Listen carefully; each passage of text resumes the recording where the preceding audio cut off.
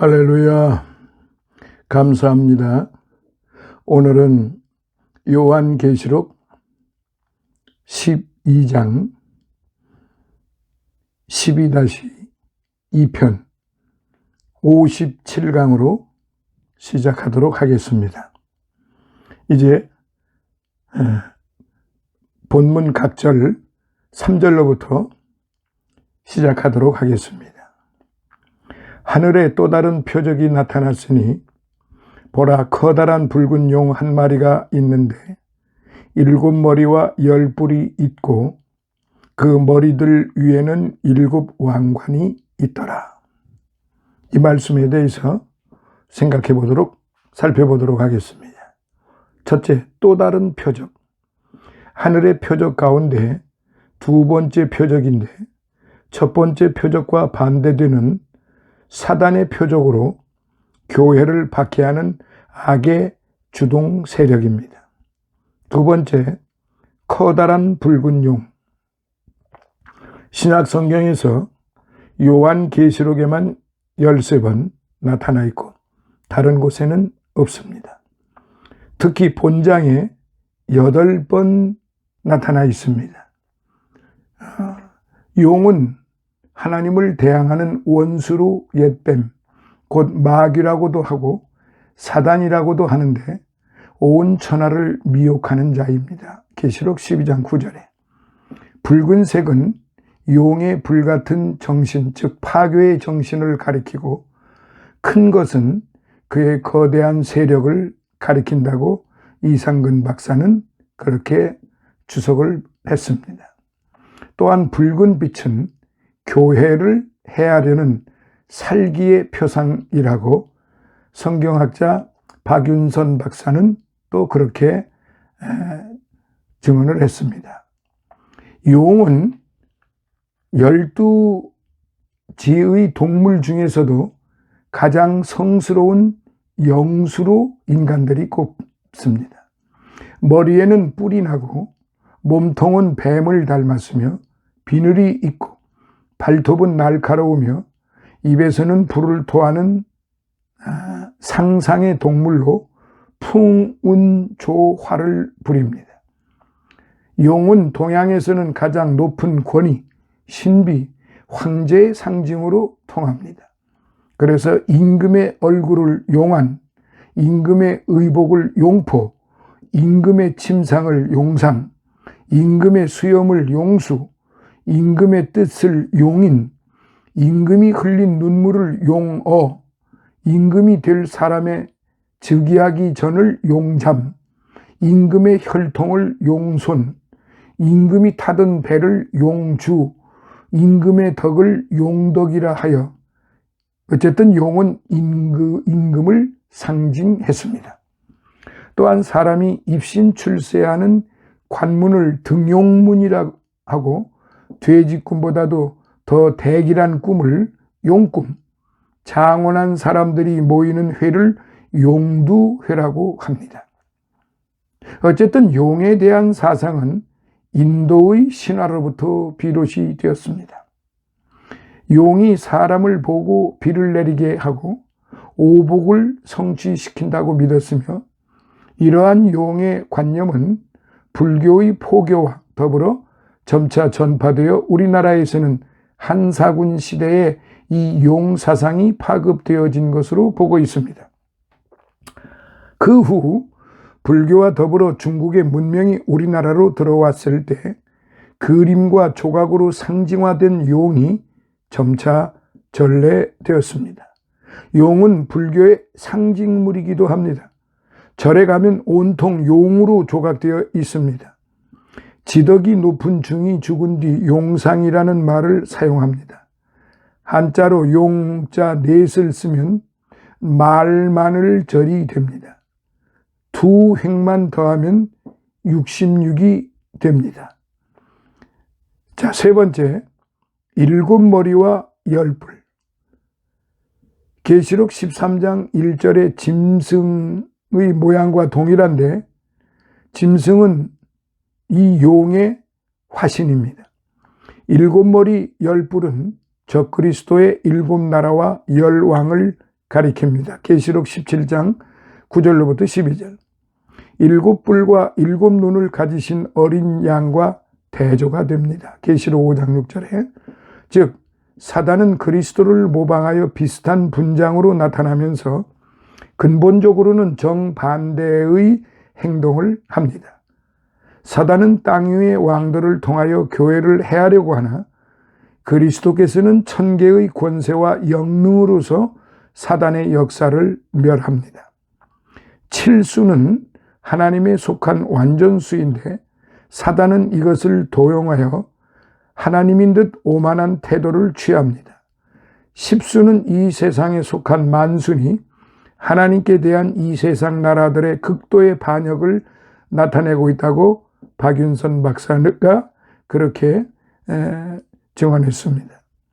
자, 네 번째, 7왕관. 둘러 감는다는 뜻입니다. 페르시아 왕의 두 건씩 왕관 위를 둘러 감는 흰 무늬로 장식된 푸른 띠입니다. 승리의 상징인 면류관이기도 하고 후자는 권세를 나타내는 왕관입니다. 성도들이 장차 차지할 면류관은 승리의 상징인 승리의 면류관입니다. 계시록 2장 10절, 30장 11절, 6장 2절. 용이 7면류관을 쓴 것은 예수님이 많은 왕관을 쓰신 것을 모방한 것입니다. 하나님의 영광에 대한 거짓 모방이고 자칭 왕이라 하고 자칭 하나님이라 하는 참남된 주장을 상징한다고 역시 박윤선 박사는 그렇게 정언했습니다. 4절. 그런데 그의 꼬리로 하늘의 별 3분의 1을 끌어다가 땅에 던지더라. 또 그 용이 출산하려는 그 여인 앞에 서서 그 여인이 아이를 낳으면 그녀의 아이를 삼키려고 하더라. 첫 번째, 그의 꼬리로. 꼬리는 거짓말을 가르치는 거짓 선지자를 가리킵니다. 이사야서 19장 6절. 거짓말의 아비는 마귀입니다. 저는 처음부터 살인한 자요. 진리가 그 속에 없으므로 진리에 서지 못하고 거짓을 말할 때마다 자기 것으로 말하니 이는 저가 거짓말쟁이요 거짓의 아비가 되었기 때문입니다. 요한복음 8장 44절. 거짓 선지자는 그 용의 꼬리입니다. 던지더라. 잡아 끌다를 뜻하는 고대 단어의 능동 직설법입니다. 별은 문자적인 별로 보는 견해와 상징적으로 하늘의 천사들로 보는 견해가 있습니다. 후자가 더 우세하며 사단의 타락과 그 일단의 천사군이 같이 타락한 사실을 가리키는 것이 됩니다. 유다서 6절. 또한 하늘에서 이 땅에 떨어진 별들의 화신인 세상 나라의 권력자들과 거짓 선지자에게 미혹되어 타락한 교회의 지도자들이 모두 떨어진 별에 속하는 자들이라고도 그렇게 말들을 합니다. 세 번째, 그녀의 아이를 삼키려고. 그리스도가 나셨을 때 사단이 헤롯을 통해 그를 죽이려고 했던 것 같이 사단이 모든 시대를 통해 성도들을 핍박한 사실을 가리킵니다. 가령 바로를 통하여 이스라엘 민족을 삼키려 하였고 네로를 통하여 로마의 성도들을 삼키려 했고 히틀러를 통해 독일 교회를, 일본을 통해 한국 교회를, 공산주의를 통해 수없는 공산 지역의 성도들을 삼키려고 했습니다. 그러나 이 말씀은 궁극적으로 미래에 속합니다.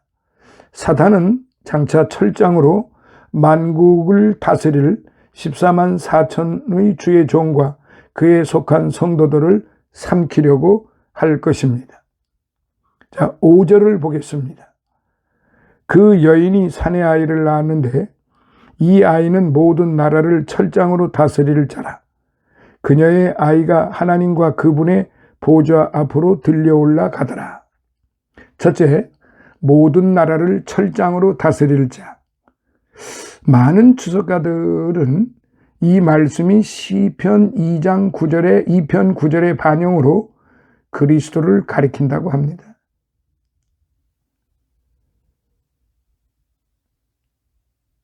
더욱이 이 아이가 하늘로 승천한 후 그 여자는 곧바로 광야로 도망가 거기서 1260일 동안 양육을 받기 때문입니다.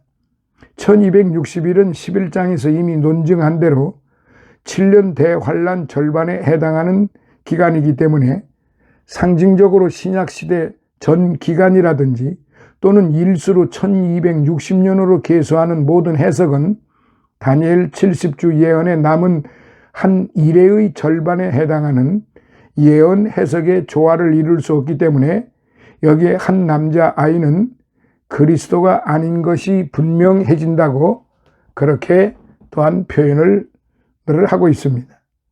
그리스도가 승천한 후 1260일만 된 것이 아니기 때문입니다. 그러므로 모든 나라를 철장으로 다스릴 한 남자는 특별한 선지자 종을 가리킵니다. 철장은 불가항력적 능력의 표시로 마지막 때 이기는 성도에게 허락되어 있습니다. 계시록 2장 27절. 사단은 교회를 핍박하나 오히려 주의 종들은 불가항력적인 능력을 주께로부터 받아 가지고 만국을 지배한다고 이상근 박사는 말했습니다. 자, 두 번째, 들려 올라가더라. 이스라엘의 회개로 보는 경우 그것은 회개일 뿐 탄생이나 승천이 아닌 것이 문제가 됩니다. 또한 교회의 휴거로 볼 경우 그리스도의 재림의 시기와 공중 영접의 장소에 문제가 됩니다. 여기 한 아들은 하나님의 보좌 앞으로 올라갔기 때문입니다. 결국 이는 그리스도의 승천 모습에서 두 증인 승천의 모습으로 볼 것입니다. 두 증인이 전 3년 반 1260일 예언하고 짐승에게 죽임을 당했다가 3일 반 후에 하늘로 승천했던 것입니다. 그리고 두 증인을 낳은 교회는 후 3년 반 적그리스도의 박해를 피하여 하나님이 예비하신 곳으로 피신하여 거기서 1260일 피신하여 양육, 보호받는 것으로 보는 것이 말씀의 조화를 이룬다고 또 많은 학자들은 그렇게 말하고 있기도 합니다. 계시록 11장에서 전 3년 반 두 증인의 사역을 보여주었고 본장 12장에서는 그 두 증인을 낳기까지 교회가 당하는 해산의 고통과 사단의 박해를 보여주심과 함께 두 증인이 순교하여 하늘로 승천한 후 3년 반 동안 그의 교회를 사단의 박해 가운데에서 보호하시는 광경을 보여준 것입니다. 자, 6절을 보겠습니다. 그 여인은 광야로 도망하였는데 그곳은 그녀를 1260일 동안 부양하려고 하나님께서 그녀를 위하여 마련해 놓으신 곳이라.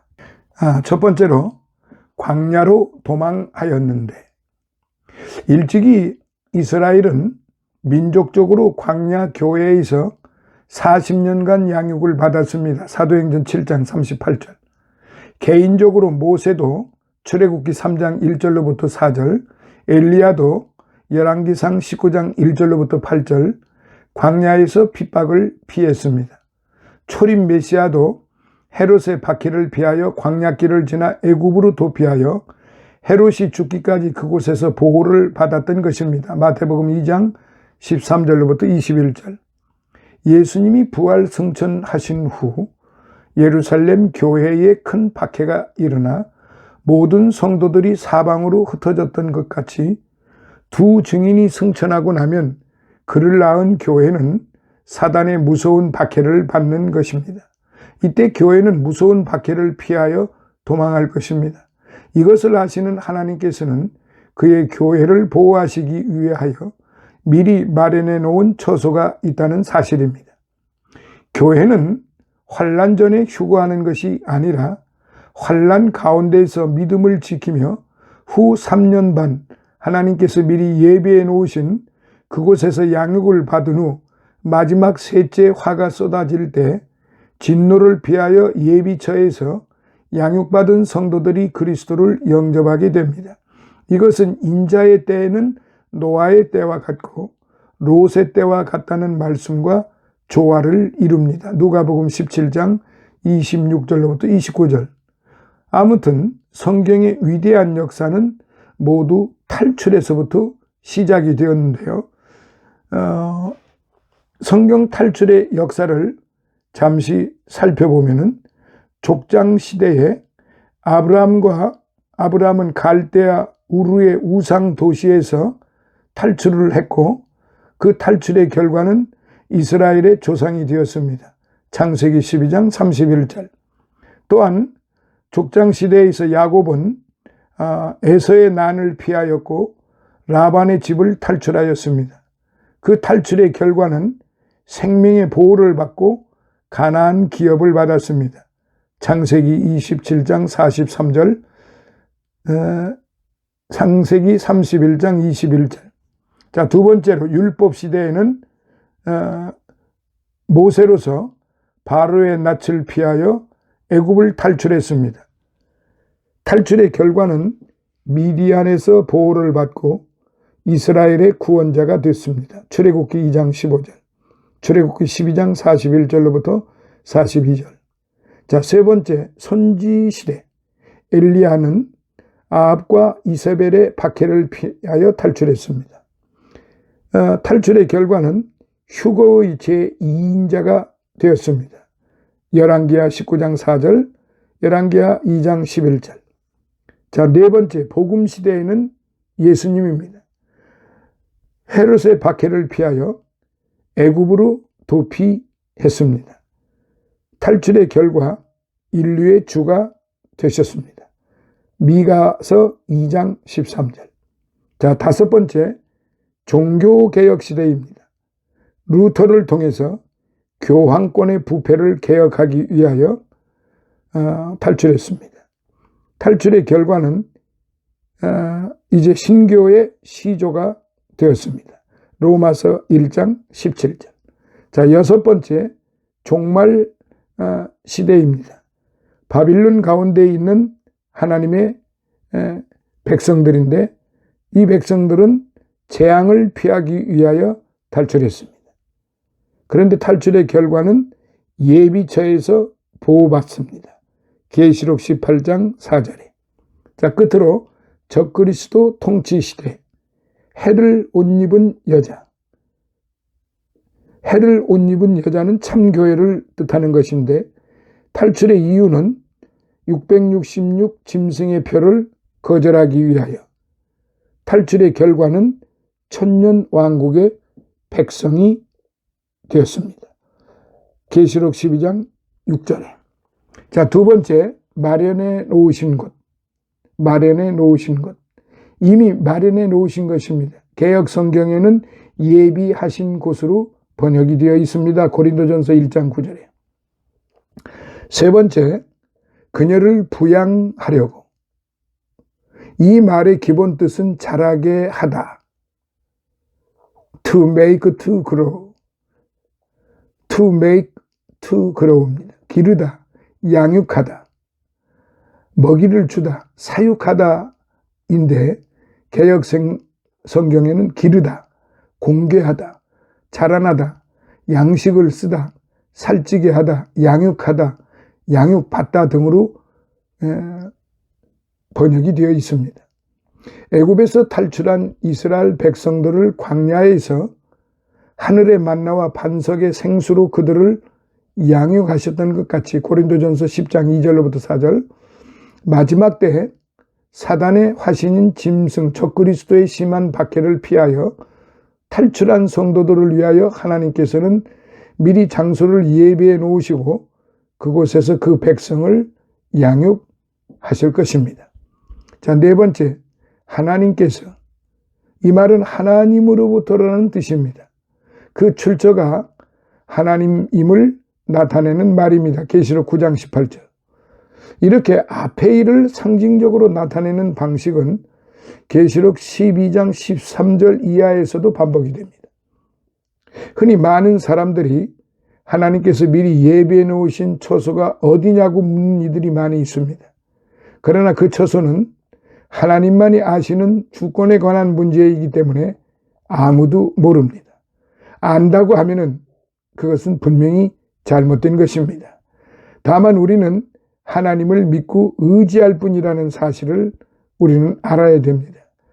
우리가 이 사실을 주권자처럼 하나님처럼 안다고 하면은 정말로 큰일입니다. 그것은 하나님과 동등시가 되는 일이 되기 때문에 그렇습니다. 그래서 우리가 설교할 때 하나님의 말씀을 전할 때 매우 조심스러워야 하는 것은 자신도 거의 대개가 모릅니다. 자신이 하나님처럼 행동하고 있다고 하는 것, 하나님처럼 생각하고 있다는 것, 말하고 있다는 것, 행동하고 있다고 하는 것, 가르치고 있다고 하는 것, 전하고 있다고 하는 것, 이런 여러 가지 모든 것들이 바로 잘못된 그런 것으로 갈 수가 있다는 사실입니다. 그래서 우리는 매우 조심을 해야 하는 것입니다. 우리는 절대로 하나님처럼이 아닙니다. 하나님의 말씀을 듣고 순종하는 자들, 하나님의 말씀을 듣고 그 말씀에 의지해서 말씀대로 살아가는 자들이어야 하는 거지. 거기에는 목사나 장로나 전도사나 권사나 집사나 그들만은 별도가 아니로 일반 성도들에 이르기까지 모두가 다 동일하다는 사실을 우리는 알아야 합니다. 7절에 하늘에 전쟁이 있었으니 미카엘과 그의 천사들이 용을 대항하여 싸우고 용과 그의 천사들도 싸우나 하는 말씀인데, 첫 번째, 하늘에 전쟁이 있었으니, 문자적으로 하늘에 전쟁이 있게 되었다는 뜻입니다. 여자가 낳은 아이의 탄생과 승천은 하늘에서 전쟁을 유발시켰습니다.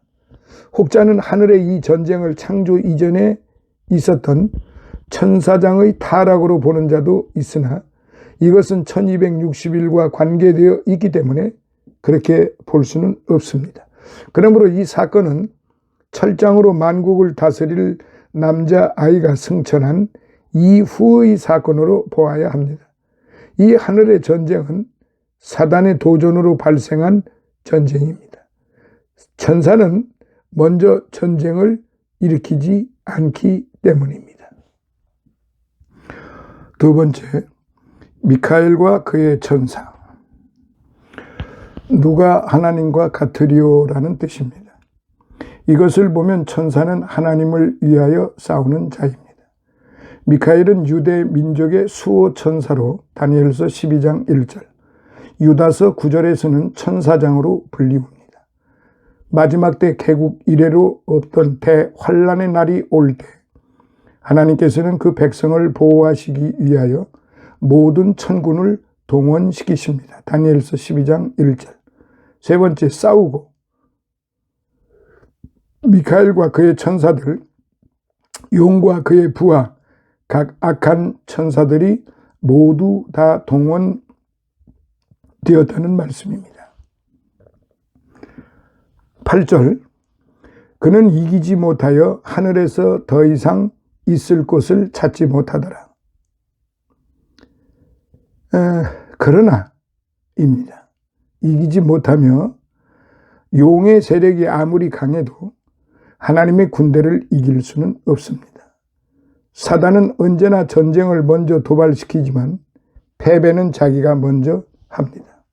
두 번째, 있을 곳을 찾지 못하더라. 미카엘에게 패배한 용과 그의 부하들은 더 이상 하늘에 있을 곳을 얻지 못하였습니다. 이때 하늘은 하나님의 보좌가 있는 하늘이 아니라 궁창 하늘입니다. 에베소서 2장 2절.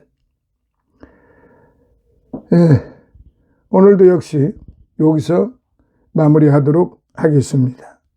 이제 시간이 가면 갈수록 요한계시록은 매우 민감한 그런 말씀드릴 계시가 주어져 있기 때문에 한 절 한 절이 매우 중요하다는 사실을 우리는 알아야 합니다. 다음 시간 58강에서는 12장 9절로부터 시작하도록 하겠습니다. 감사합니다.